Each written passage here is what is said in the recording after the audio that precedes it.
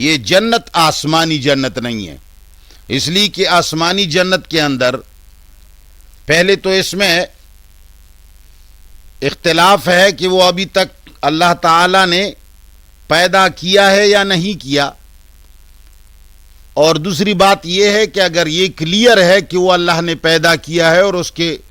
حکمت بالغہ اور قوت سے یہ دور بھی نہیں،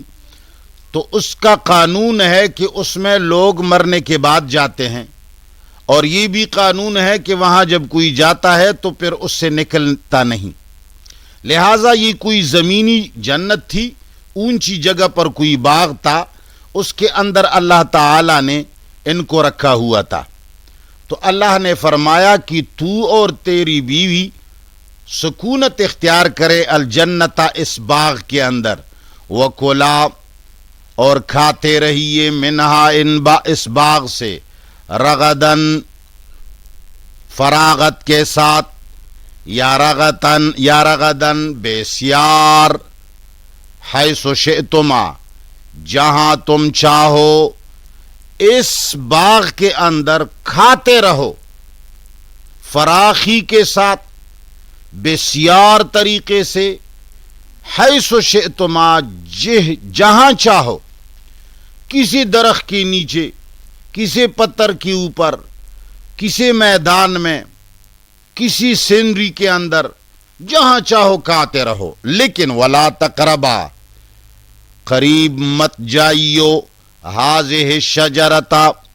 اس درخت کے، یہ حاضی ہی بالکل اشارہ ہے، معرفہ ہے، الشجرہ ایک خاص درخت مراد ہے، الف لام اس پر داخل ہے، تو اس سے معلوم ہوتا ہے کہ یہ درخت، یہ شجرہ ان کا قریب بھی تھا اور ان کو معلوم بھی تھا۔ اب اس کے اندر مفسرین نے بہت ہاتھ پیر مار لیے ہیں، یہ انجیر کا دانہ ہے،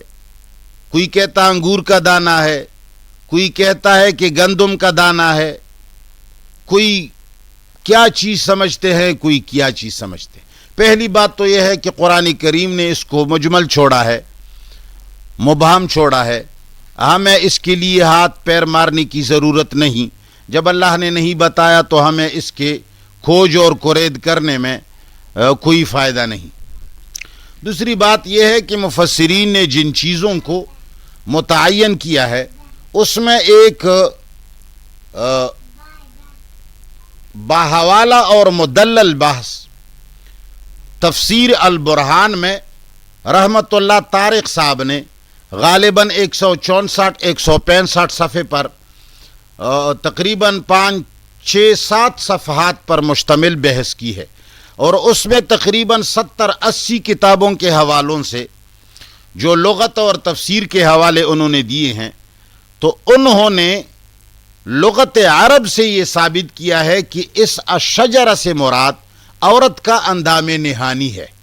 یہ کنایہ ہے عورت کے اندام نہانی سے، کہ آدم علیہ السلام اور حوا کو یہ حکم تھا کہ تم نے اس باغ کے اندر سب کچھ جائز ہونے کے باوجود جماع نہیں کرنا ہے، ولا تقربا ہذہ الشجرہ، اس درخت کے قریب نہیں جانا ہے، یعنی آپس میں جماع نہیں کرنا ہے، اور یہ نہیں وقتی طور پر تھا، صرف کچھ وقت کے لیے، اور امتحاناً تھا، جس طرح کے ملائکہ کے اوپر اللہ تعالیٰ نے امتحان کیا سجدہ آدم کے ذریعے، اس طرح آدم کے اوپر اللہ نے امتحان کیا ولا تقربا ہذہ الشجرۃ کے ذریعے۔